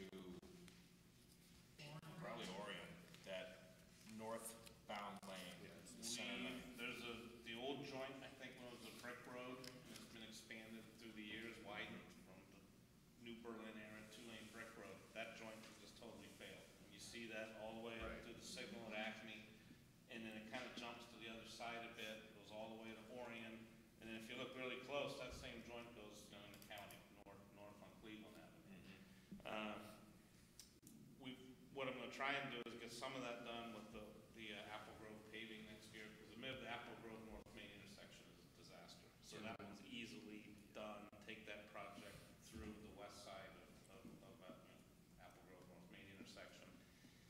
and trying to repair that joint at least up to the Acme signal with, under the Apple Grove project. That's the worst part. That's the worst part. And I've witnessed people literally go left to center as they're coming through there, and cars are, they're going We talked everywhere. about plans just to hold it for the winter and not tear up Mike's plows, but we're getting late in the year. But we're definitely gonna attack it with this county project. I'm pretty confident we're gonna get that 200 grand and that project will happen next year. So I'll actually find out in a few weeks, but that'll be part one. And then the other part is just federal monies to repave it. I put in an application a number of weeks ago down at SCATS for federal funding. They were taking applications. We're looking probably 2024 though. That's the problem. I mean, other than those couple bad spots, the rest of the rubberized pavement's in pretty good shape. It's not bad shape, it's just Right. that lane. I mean, Right, it's yeah, so we're gonna have to just bite the bullet and do a couple joint repairs as time goes on.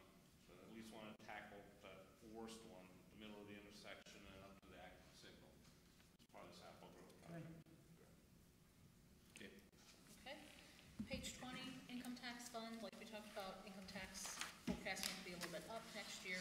So you can see our transfers out down there at the bottom to general fund and capital improvement are up as well.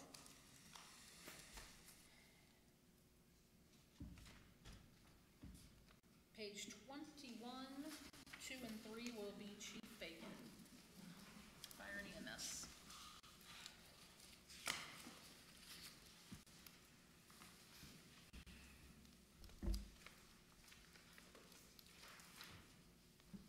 Chief?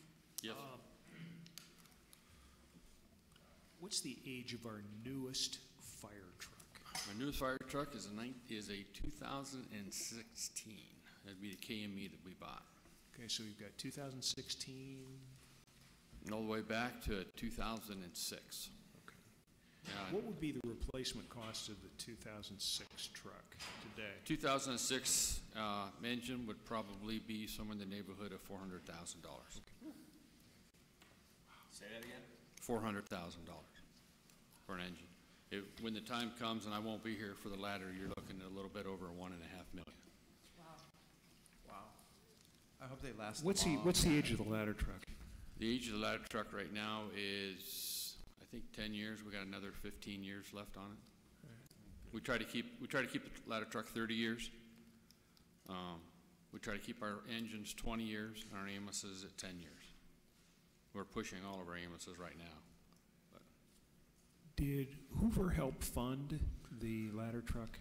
The Hoover Company helped fund our rescue truck back in 1986, 87, somewhere back in there. They helped finance the rescue truck at that time, but nothing since then. How would we fund a ladder truck today? Would we? I'd ask Laura real nicely if I could get the money. Yeah. Mike, I guess where I'm headed Couldn't with, be that you know, Laura, where I'm headed is, should we put some money away? I mean, you know, 15 years sounds like a long time. It's just not. We can certainly do that. That's one of the things we've been working on. Just like Rob talked about the 5-year plan for the water lines, we have a 5 to 10-year plan that we're working on for all the vehicles and major equipment as well, and one of the biggies would be the fire truck. But one of the finance staff has gone around working with someone in administration and gathered up the data on every vehicle from the summer worker truck all the way up to the ambulance, so we're putting that together. Yeah, we certainly could start to put money aside for it. I would love to see us do that. It'd be similar process to what you did for the firing range, where you just put a little bit each year in a special Yeah, just fund. make it a little more palatable if it's taken in small bites. Okay.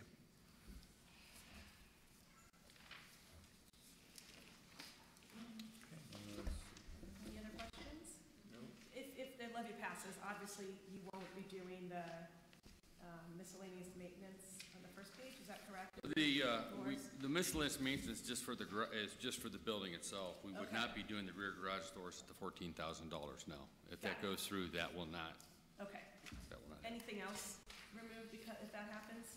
Yeah, on the EMS, the same thing, the garage doors and the siding. The siding's from when it was original park department. I think that came in $17,000. Yep. That would not be done either. Okay.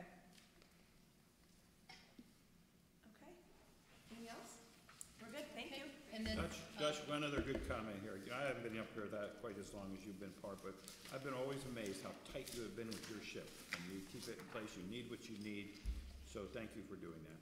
No problem. We really have no questions for you, because, you know, everything is right in tune with what is needed, and everything is tight, because you keep it in good shape, you and your crew. Not always you, I know, you and your crew. Yeah, thank you. them for us. A tight fire truck. All right. All right, thank you. Thanks. Thanks, Chief. Mr. Battershell. All right, yep, we'll go over to page 25. Sylvia Street Fund. And Mike will come up, and then there's also a piece of this that'll be Mr. Hawkinsmith, so we can get him up here as well.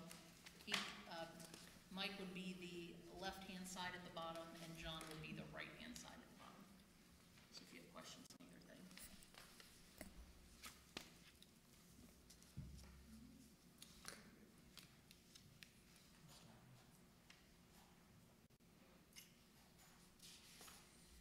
Had you anticipated, I'm trying to look where the salt is.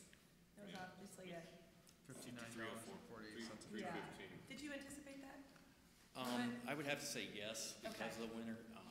What has happened there, we go underneath the ODOT contract, and we're at the mercy of the state bid. Right. There's been some issues and stuff with the salt mines. One of the previous suppliers, Cargill, did not bid the ODOT contract, so therefore Morton, which is the competitor, you know, probably increased their pricing because their competition wasn't there. But that's not based on so much a competition type scenario as to previous winters. If they're not selling enough salt, obviously they try to get it back the following year. But we're at the mercy of an ODOT contract for those. Well, we should say that the ODOT contract was competitively bid, and, you know, the price came in, what, $58 a ton? Correct. But there are, you know, communities scrambling for salt as we speak because of the situation that Mike referred to with some of the operators not being able to mine salt. And, you know, we've fielded inquiries from other communities that, you know, are paying $200 a ton to get it. And, you know, Mike's done a great job managing that, and we do use the brine as well to help offset that. But Mike anticipates a full depot of salt that when we start taking our deliveries. And this is the first year that we've worked out the arrangement with the school. Correct. To house their salt as well, and then be able to fill their trucks, so to speak, when they come down, that kind of thing. And Laura, the school have worked out the financing on that, but. What did they do before? The schools? They had their own little storage Yeah, building. the schools have their own location, their own dumping. They've changed buildings over there, and they came to us asking if for temporarily, at least for this year, if they could house their salt at our location. And the way that's gonna go is they purchase their own salt. There's no cost to the city. When the trucks come in, they will be loaded and weighed. So it's ton per, you know, by the ton. There's no, we are going to, you know, load them and keep track of all the materials that come in. When they purchase their salt, it will be just delivered to our location versus their location. If we have a surplus of salt based on the weather and other communities need it, not gouging them or anything, but is it possible that we could sell them some and No, just recoup, or we're not it's allowed not. to do that? Not allowed to do that? We just don't have the value. You know, what you do is you go down the road, no pun intended, that then you sell that out, and then it turns out you don't have enough. No, I understand. That's why I was just curious if you guys have it down to a science like that yet. Yeah, how much does our storage bin hold now, like 5,000? It holds about 5,000 ton. Right now, we are currently about 90% full. I have an order in to be delivered. It's supposed to be here by the end of this month, and for 500 ton, that'll put us 100% full going into winter. So on an average year, I can't speculate how the winter's going to be, but, you know, we could easily use High and low. 2,500 to 3,000 ton. I feel comfortable that I still have spare. Now, if it's a horrible winter and I still have capabilities to have the salt to take care of the streets, A lot of communities do not have that capability of the storage that we are able to do. So, and what that does for us when the next contract comes for bidding, I can, guesstimate a little bit better on what I have left over. So that way I would only have to purchase maybe 1,000 ton or 2,000 at a lower price or a higher price. We can work with that a little bit better. And Mike, what is the average when you get a shipment of salt in? Like, what is the average tons roughly that we're getting in? I mean, it's not, that's like the other problem, is just because it's for sale, it's shipping, by truck because of the weight. You're very limited. The average truckload semi comes in at 22 to 24 ton per load. We typically, they don't like catering to you when you only order 100 ton. That's only 4 or 5 truckloads for them. So typically I wait and I have enough capacity to order 500 ton or 1,000 ton. So that way, once they start delivering, they can stay on it. And usually at, even mid-season, the conveyor charge that you see down here, that's so I can pile it, so I have full capacity. Yeah, that's neat. So, Cool. Thank you. Wow, that's cool. Any other questions for Mike? It's not much, that's not He much. said the right side, to the bottom, as far as painting the streetlights. That'd be Mr. Hawkinston. Okay, thank you. Thanks, Mike. Thanks, Mike. Wait, Mike has more pages. Yeah, Mike has. Yeah. Hold on, Mike, don't Okay, leave. stay up there. But before we get off this page, we'll let you grill Mr. Hawkinston. Yeah, I know maybe last year, I don't know how much this year, we started painting the streetlights, and we got the bottoms done. Is this 40,000 to finish the tops, or? No, we want to start at like at Everhard and work half a town and do the traffic light poles. Everything needs painted, the street light poles Right. and the traffic light poles. Okay, this It'll be a is 2-year, complete pole yeah. versus just the bottoms. I know we maybe had seasonals do that, I don't know. Not going to have that Good. seasonal We this just time. need to finish it. Good. Yeah, thank you. The bricks get painted when that happens. Right. Yeah. We gotta give them a lesson. Hey, thanks for that. Anything else? I know we've talked about this before, John, the replacing of the street lights. Okay, are these the ones that we've been talking about, different colors and all that? Maybe you can elaborate on that. Are we gonna get, The kinda get yellow uniform ones on the are- colors, or? The yellow ones are the old high-pressure sodium. The white ones are the new LED retrofits. Perfect. Okay, so how many are we replacing then? I mean, are we just replacing what is needed, or are we gonna replace them so they're all the same color? Instead of rebuilding the old HPSs, we take the ballast out, the socket out, and we, at the shop, retrofitted LED in there. The same housing, everything, so it looks like the other ones, other than it's a white light. And you put a new lens on periodically, I notice. Yeah, the lenses are like $400 a piece, yeah. But you update those, I Right. see, because I know you've been changing them out. Yeah, we went through probably 40 to 50 of them Yeah. the last couple of years. $400 a pop? Yeah. Wow. And how's the span of light? That's what I've always brought up in the past, some of these lights, they just spotlight down here and spotlight down there. They don't filter the whole. Well, the new LEDs are 360. They're going to put out an even light. The HPSs are designed to put more light on the sidewalk and less on the highway. Yeah. Yeah, that's cool. I like them, thank you. Yeah. John, do you recall, I had you go out and get a count on, you recall the number?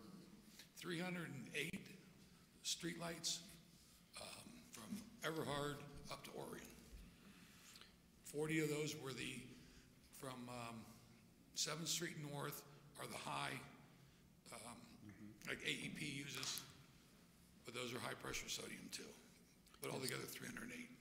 So there's a lot of ground to cover with this, and we've actually been looking at some consultants to help us maybe be able to get in a position where we could implement faster.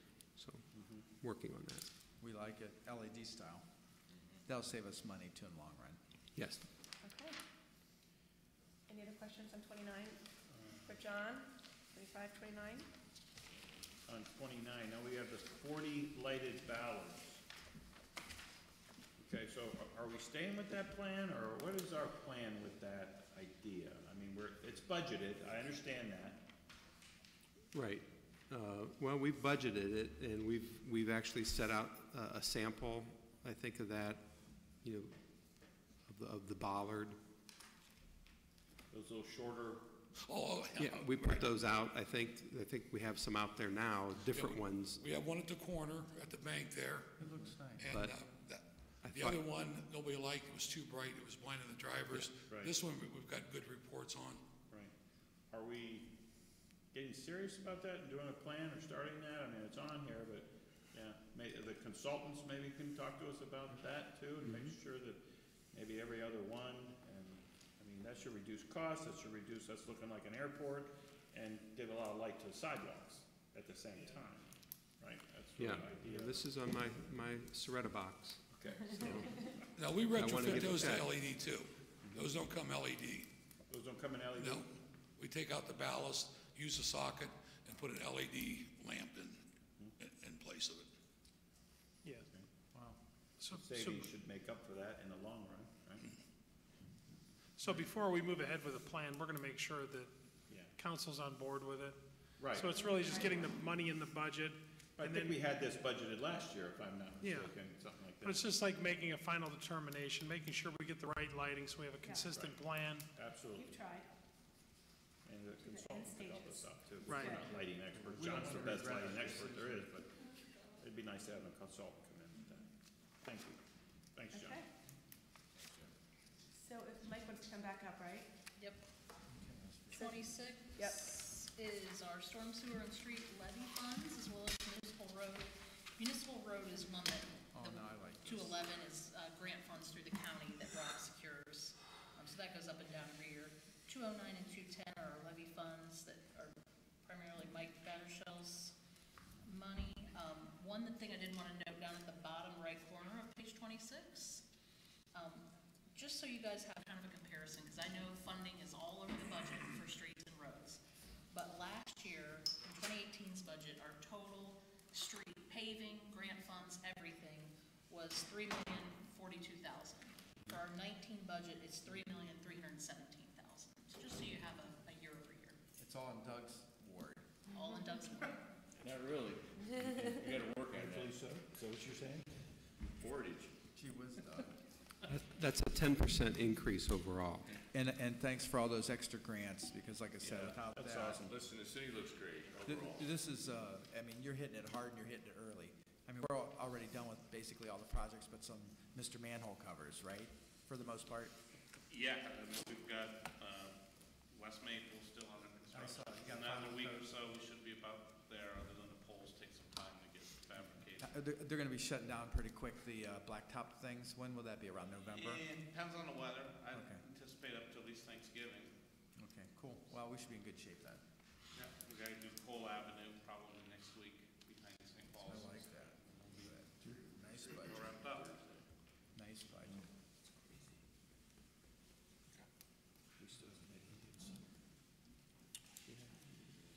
Okay, so 30, you guys ready? We're ready. Ready?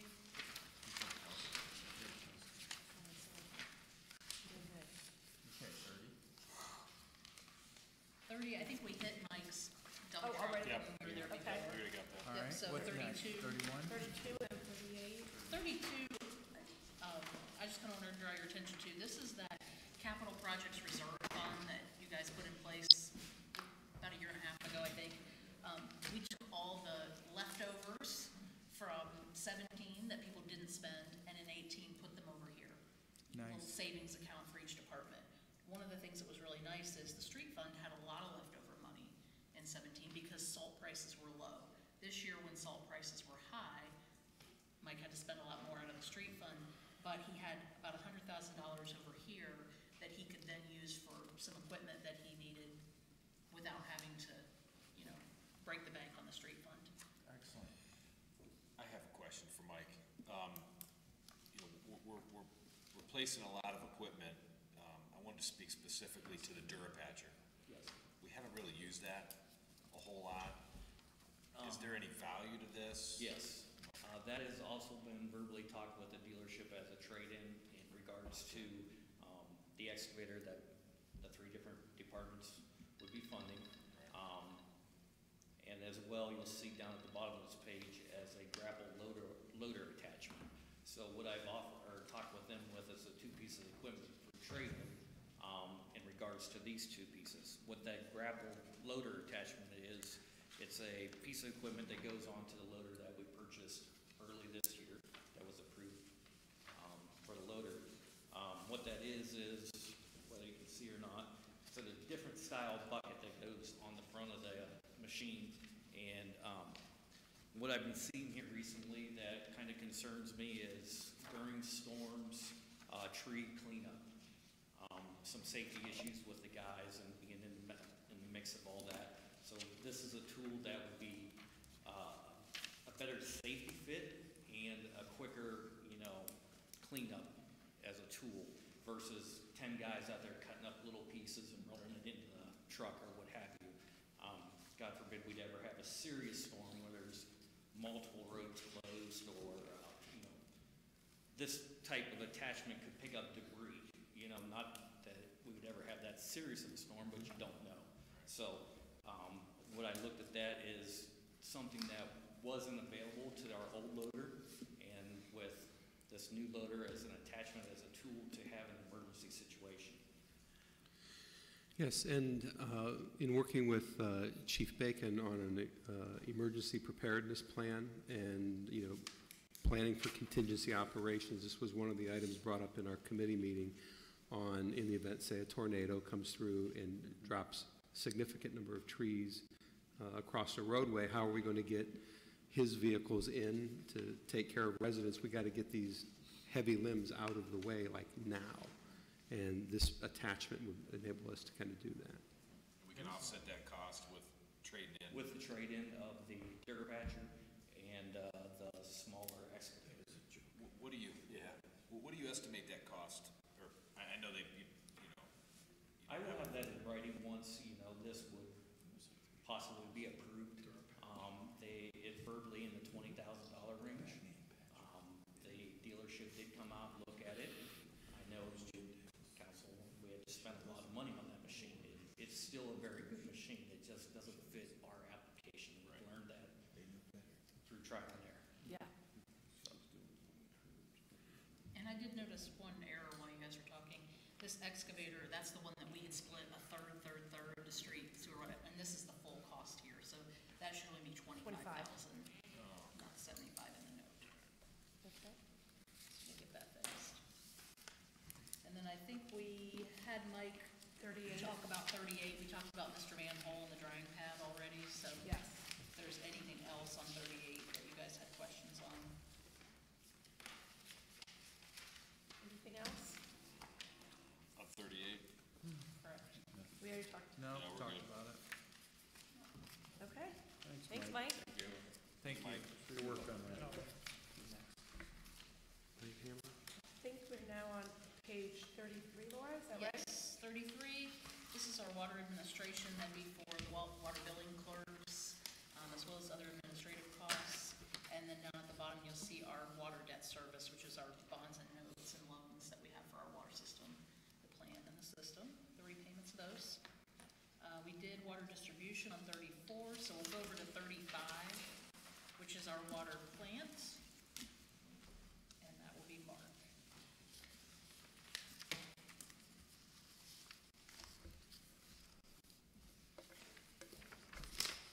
Any questions?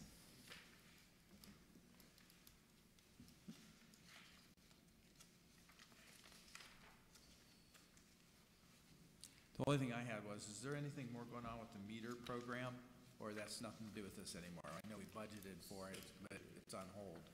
That's actually moving forward now. That was in this year's budget. We're carrying it over into next year. Okay, is that here somewhere? I don't see it. It's not. You won't see it here. It was in the 18 budget. Okay, gotcha. Okay, I just was curious about that. Yep. That would actually be back on 33. If you look on page 33, under equipment, there was $1.6 million. And that would have been the cost of that meters, the software, the towers, all the parts to that. And then that will be moving forward. Anything for Mark? Well, it seems like there's a big decrease in sludge lagoon cleaning from last year, so I don't know if we spent all that in the budget. We had 250,000. That is correct. We carried it over because we didn't clean out all the pits that we needed to. We are still behind. Okay. So we are just carrying that forward, and we asked for a lot less this year. Okay. That is one of our major expenses, getting rid of the sludge. Right. No, And everything else seems pretty good. It's of no fault of Mark Right. and the folks at the water treatment plant. It's actually something that's contracted out. It's some difficulty with the contractor, but we're working that through. Yeah. Very I wonder why we do that. We have people take the lime out, and they take it somewhere and sell it for a lot of money, don't they? Yes. It just always didn't make sense to me, but that's the way things work sometimes. Mark, you keep a good ship too. This is a big moneymaker for us. Thank you. And the things that are needed done, seems like you're doing it. We try to keep a 5 and a 10-year plan to keep expenses pretty steady as we can. You know, some years there are bigger projects like a tower painting and that. Fortunately, and I have to thank you guys because you do allow us to spend the capital when we can prove that we need it. Yeah. And the EPA says the same thing. We're in the top 1 or 2% in cities they come into because we are allowed to spend money to keep it up and running. It's awesome. So they're impressed when they come in. Thank you, sir. All right, thank you. So much. Laura, I think we're up to 37. Mark, I think Yes. we're good. Thank you. 37. Thank you. Sewer operating, that's similar to the water admin, where it's the billing clerks and the administration of the sewer program. Nothing much changed. And Laura just mentioned before about maybe needing to increase that rate, so we'll take a look at that later on in the next couple of weeks. We will. Page Mike 39. had 38, so now 39. 39 is our garbage fund, and again, this is just where we have Kimball, it's contracted out. We collect from the residents and then return the money to Kimball, and then our billing clerks take care of that. 40, 40 is our self-insurance fund, so that's our medical claims and premiums. and you'll see the one went up 74, 5233 this year just because of some claims that we had. And you had said you always kind of predict a worst-case scenario for this. We do, and we've had a pretty bad claims year this year, but it's followed a couple really good years, kind of really similar to the salt. Yeah. So we'll hope that that comes back in line a little bit this year, but we plan for the worst, just in case. Okay, and then 41. 41 is our kind of agency funds where we pass through money. CIC, we have finished that program. There's no further transfers budgeted per the ordinance. And then the permit and deposit funds are just where we collect a fee and have to pass it on to the state or back to users. And then, again, last couple are just pass-through unclaimed monies and the Northridge Fund. Any questions? Very good. Okay. So we've been through all the pages, and really I want to thank all the department heads for being here and putting their budgets together, and really all of them did a great job. And they do it every year. I mean, this isn't, we don't really feel like we're being nickel and dime, really ever. And they're considerate of the budget, and so we thank them for that. And really, if you could have seen all the work that goes into this, that's why this makes it so easy. And I remember past council people talking about you guys being here until, and maybe Daryl, you remember too, 10, 11 o'clock at night. And going through, but a lot of that is Laura and her forecasting, and a lot of that wasn't here before Laura got here. And so for her to be able to put these documents in place and make these Excel spreadsheets, I mean, she can pull up any employee right now and say what their rate is, what their benefits are, what their medical, what their premiums, everything. And we've never had that kind of data before, and now she talked about the police cars and all the vehicles. It's really significant. So thank you to Laura and her team for doing that, and her incorporating her team, and we saw a lot of that, even with Rob having some of his people do different designs and works for that. Any other questions or thoughts? No, it was very informative. No, my compliments too, because I remember it was a little thicker and it was on legal size, not letter. Yes. Remember? So, Next year, maybe we'll get postcards. yes.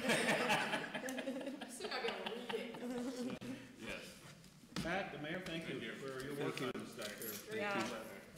Stephanie, Thanks, nice guys, job. for coming out. Thank you. For the lead. Thank you. I might have some of them So we just have to move it to the agenda, right?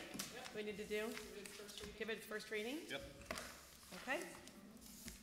All right, well done, Steph. Thanks, guys, appreciate it. That concludes the agenda. Motion to adjourn? So moved. Second? Those in favor? Aye. Opposed? We're adjourned.